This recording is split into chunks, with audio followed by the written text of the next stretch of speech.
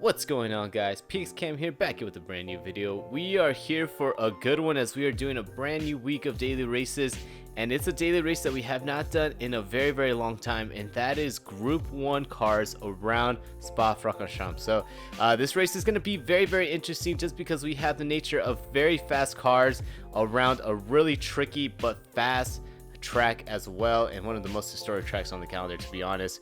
But we're gonna be starting here in 8th place with a 158.4. Pole position was able to get a 157.1, so we're gonna see if we can get some good luck around here, avoid the penalties, avoid the curbs, since the curbs are just so nasty here. But we're gonna see how we could do here. Before we jump into the race, if you guys really enjoy the content, please subscribe to the channel and leave a like on the video, as it really helps out the channel when you guys do so. Anyways, that is enough promoting myself. Let's jump straight into this race. As we jump into our race, once again, we are starting off in 8th place, and this is really not the track that you want to be starting off in the middle of the pack.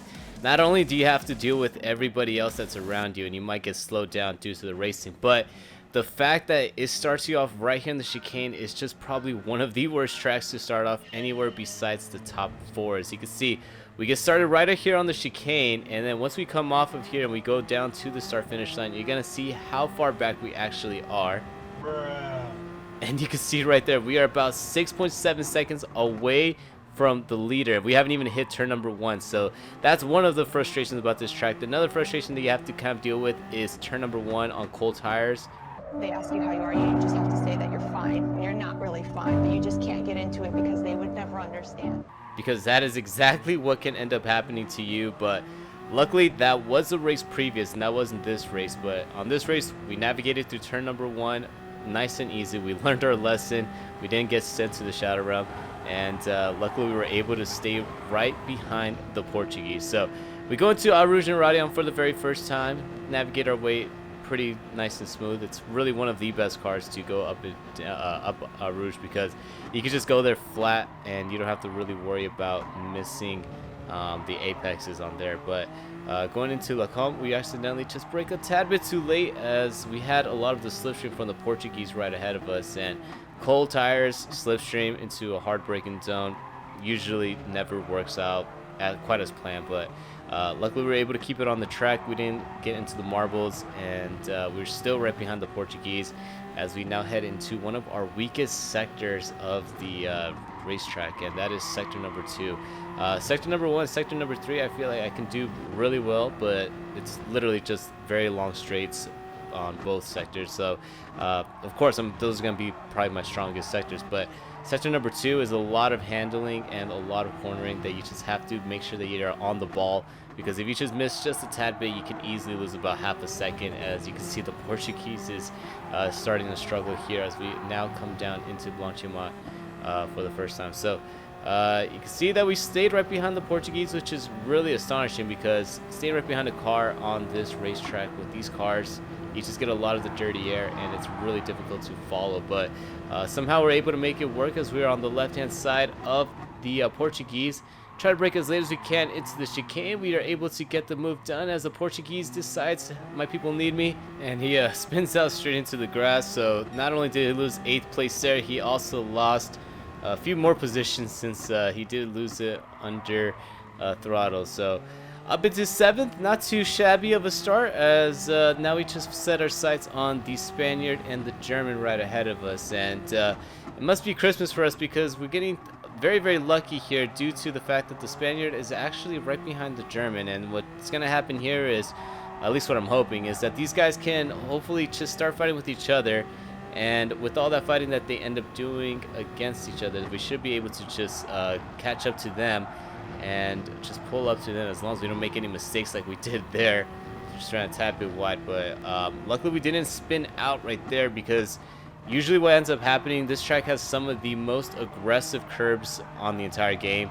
If you hit any of that AstroTurf on the outside, it just sucks you right up into the Shadow Realm, and you just end up spinning out, getting pulled straight into the barrier, or even worse, you don't want to know what ends up happening, what's even worse than that. But that is one thing we're gonna have to definitely keep an eye out for, and just try to avoid in all fact, just keep it on the track as best as we can. But On lap number 4 now, you can see that the Spaniard and the German are flip-flopping position here, as the Spaniard got a really great run off of Radeon, and he's able to make the overtake on the German as the German tries to make a move on the outside, but just a little too far back, and he falls right back in line. So the fact that they're fighting with each other, again, that is just pulling us up closer to them. I'm loving what I'm seeing. And if they continue doing this within maybe 2 lap time, hopefully we should be able to get to the back of them and attempt to overtake, if not one, but both of them, and we should be able to get a 5th place here. But as we come into sector 2, my worst sector of the race, we're just trying to keep up with the German right up ahead, but you can see that again we're just gonna have to stay patient, and the German actually comes off the corner very narrow. Not sure why he did that, but killed the straight line speed. And look at that, we're getting closer and closer as we are now about 6/10 away from him, and gaining quickly. So on to lap number 5 now as we head down the Camel Straight. We are in the slipstream, and the slipstream is very, very powerful on this race. So if you could stay in the slipstream onto Blanchimont and then use that all the way up into the Camel Straight, that can actually set you up for a really good overtake here. So you just have to be patient with timing the move, basically, because what you want to do is you want to stay right behind the car that's right ahead of you off of the 2nd sector. And again, once going down Blanchimont, you don't want to make the overtake. You have to be patient, because if you make the overtake down Blanchimont, then the car right behind you can easily just get the slipstream once you head past Rouge and Radeon, and then just re-overtake you. So it's kind of like I guess a game of cat and mouse, but it's a high-speed game of cat and mouse. So it's just something that you have to use tactically, in case if you do move too early, you can easily just lose everything that you worked for. But on to lap number 6 here. We're trying to set the German up for that exact move that I was telling you guys about, as we head off of the 2nd sector and heading down the straight that leads us into Blanchimont. You can see that we're 7/10 away from the German, and we're gaining on him just a tad bit as we're trying to get into the slipstream. And you can see the effect here. Once you get into the toe, you were able to get in about 1/10, maybe even 2/10 before the final chicane. And we're just going to brake as late as we can so that we can stay right behind him heading down the straight. But off to the final chicane, you can see that we were able to close the gap tremendously, as we are now about 4/10 away from the German as we head into La Source for the 7th time.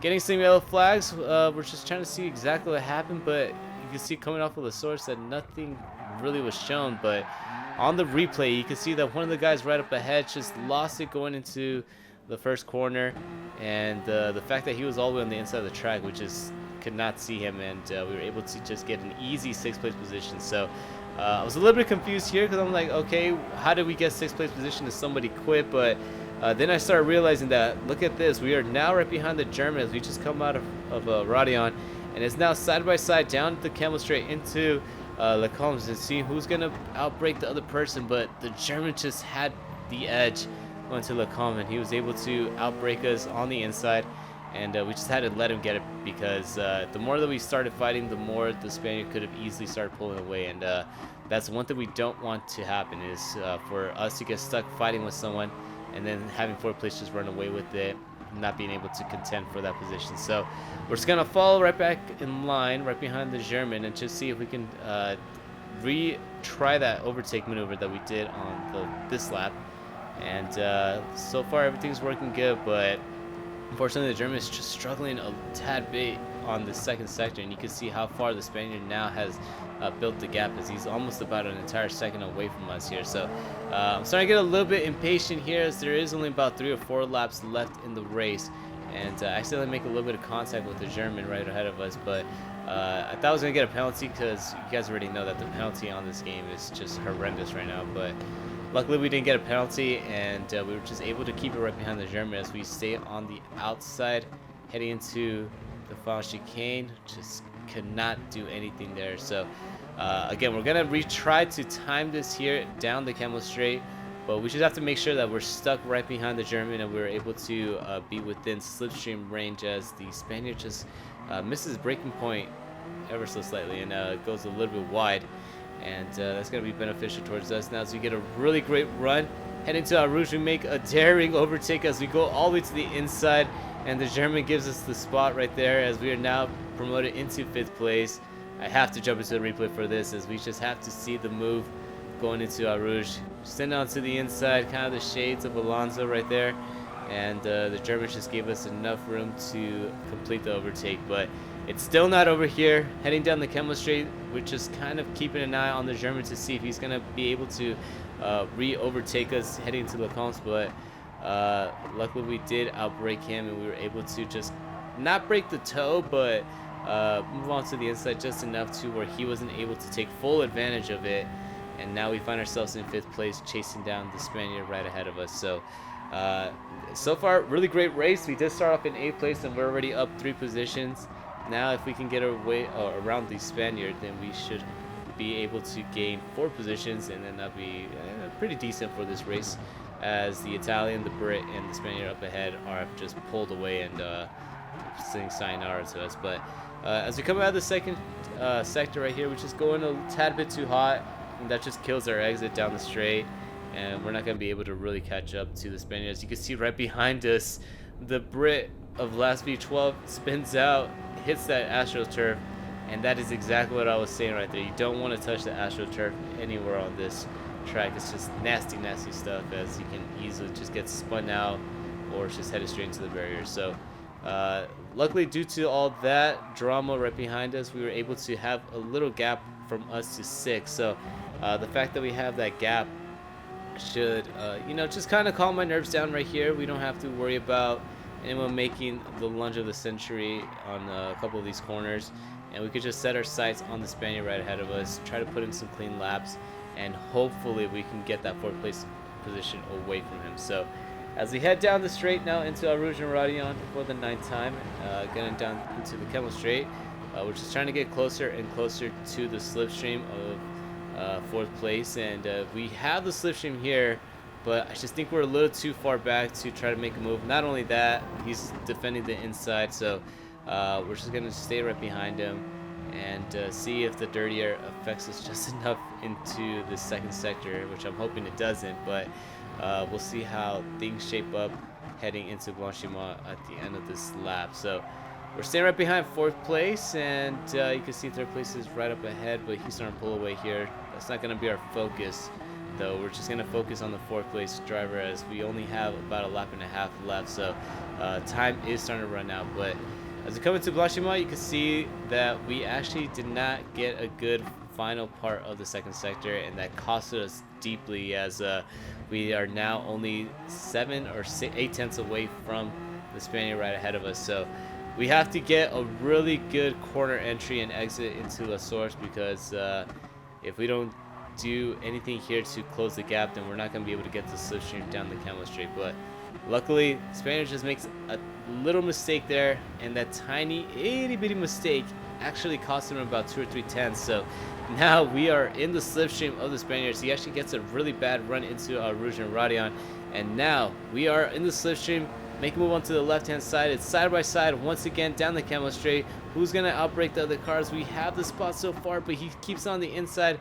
Brakes very, very late, and we have to give him the room on the inside. If not, we would have maybe spun ourselves out, but you can see that the battle is still not over, as the Spaniard is still right behind, or in front of us, and very, very close, as we were riding right here on his rear bumper, just trying to get him out of shape or force him into a mistake. But as you can see, we head into no name. The Spaniard just gets a little bit loose on the entrance, and that allows us to keep with him, as this is going to be very difficult. The dirty air is going to definitely affect us on the 2nd sector, and you can see that now he's starting to pull away just a tad bit, and because it's not desperate move time, we still don't have to be you know, worrying about anything here, because we're still in the slipstream. And then once we hit that backstretch into Blanchimont, then what I'm hoping is that it is long enough for us to at least stay in the slipstream and catch up. But unfortunately, coming out of that right-hander, we just got a little bit too narrow, and that costed us deeply, as we lost about 2 tenths. We're in the slipstream of the Spaniard, but I just think we're going to run out of time here, as we're now heading into the final chicane. He's going to defend the position going to the final chicanes. He keeps on to the inside. And again, we're just way too far back to attempt an overtake. As we come out of the final chicane here, we just run a tad bit wide. And that's basically game over. We finished this race in 5th place. So really great racing with the Spaniard, the German, and the Brit, I believe. I think we raced against the Brit. But it was a really great one with all these guys. Really clean racing. I was expecting a lot worse, especially because of the penalty system right now. It's just very, very touchy. And it kind of not promotes, well, at least right now, it's not really promoting close hard racing that we were able to have here. So props to these guys that raced against me really, really clean, but raced me hard. And we were able to just have some fun around here and finish this race in 5th place. I really wanted to get that 4th, but just couldn't find a way around the Spaniard. Maybe if we had one more lap, we could have taken it away from him. But 5th place we'll have to do here, as it is the very first day of the week. 3 positions up, I'll take it. And we do have to increase our qualifying time, as I'm trying to get it down to the 127, but it's just very, very difficult because you have to just be on it and nail every single corner to get that 127 or even that 126. But let me know how you guys are doing around here. Leave it in the comments down below if you guys are having fun, or if you guys are just dreading this track. But I know I'm loving it. But if you guys did like this video, since you guys made it all the way to the end, please feel free to leave a like and subscribe to the channel, as it really helps out the channel when you guys do so. And if you guys want to follow me on the Twitters or on Instagram, you can find all those links in the description down below. And again, if you guys found this video very entertaining, which I hope you guys did, I hope to see you guys on the next one. Peace out.